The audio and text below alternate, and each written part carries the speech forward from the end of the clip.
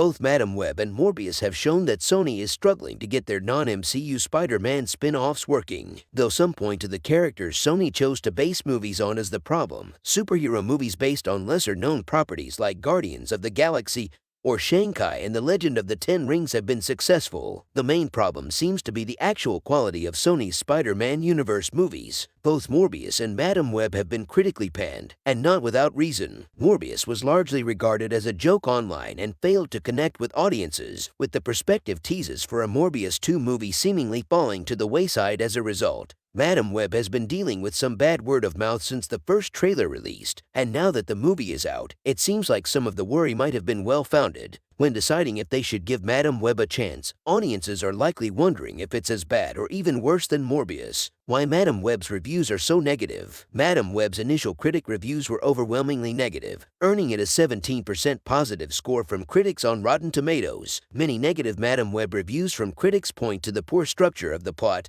and the film's clunky dialogue as part of the issue. There are a lot of times when Madame Web over-explains itself to the audience, leading to unnatural sounding lines that contrast sharply with some of the more naturalistic dialogue. Other critics describe the characters as feeling hollow, pointing to a seeming lack of enthusiasm from the cast. The audience score for Madame Web is more positive than the critics' score, though it is hard to say that there is a full consensus at the moment. There are only a few verified reviews, likely because Madame Web has only just come out. Some of the audience reviews praised the film for feeling different and expressed that it was better than they thought it might be. A lot of the negative reviews don't get too specific about what the reviewers didn't like about the movie, but it would seem that Madame Web is struggling to connect with some viewers. Why Morbius's reviews are so negative. One sentiment that comes up in a lot of Morbius's critic reviews on Rotten Tomatoes is that the movie was boring and generic. It earned an even lower score from critics than Madame Web, sitting at 15% positive reviews. Critics pointed to the characters as part of the reason as to why Morbius felt so uninteresting, stating the characters felt too shallow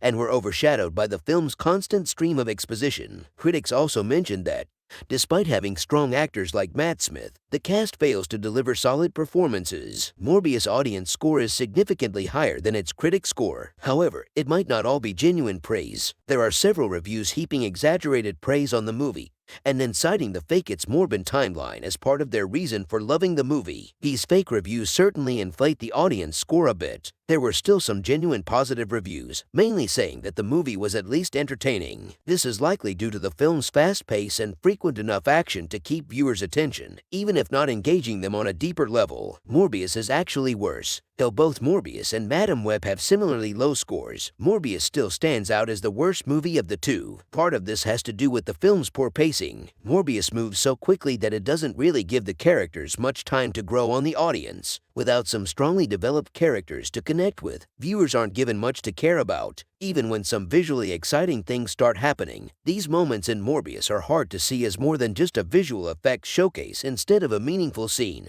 Madame Web did a better job getting the audience to at least care about its lead character. Thanks to Madame Web having less focus on major action scenes early on, audiences actually get to learn who Cassie Webb is as a person and start to like her. Dakota Johnson's charisma bleeds over into Cassie, making a somewhat unlikable character on paper easier to relate to, especially since Madame Web also takes time to show Cassie being kind to a stray cat. While heavy-handed and cliché, it at least does a better job making viewers like Cassie than anything Morbius did for Michael. Another issue with Morbius is that it gets a little bogged down by its internal lore. This isn't necessarily a problem in a movie as long as the premise is interesting and well-developed. Morbius is a worst of both worlds situation, as it dwells too much on exposition but also doesn't do a good job making it interesting, limiting the capacity of its plot and characters as a result. Although Madame Web doesn't always succeed, it at least attempts to connect with the audience more on a human level. The exploration of Cassie's origin is tied in with her relationship with her mother, so there is an attempt to keep the film's themes and emotions present while also giving exposition. The emotions don't quite reach the heights audiences might hope for, but they are at least present. It's easy to imagine a version of Madame Web with some script changes that actually works really well, because the framework is there. The same can't really be said for Morbius.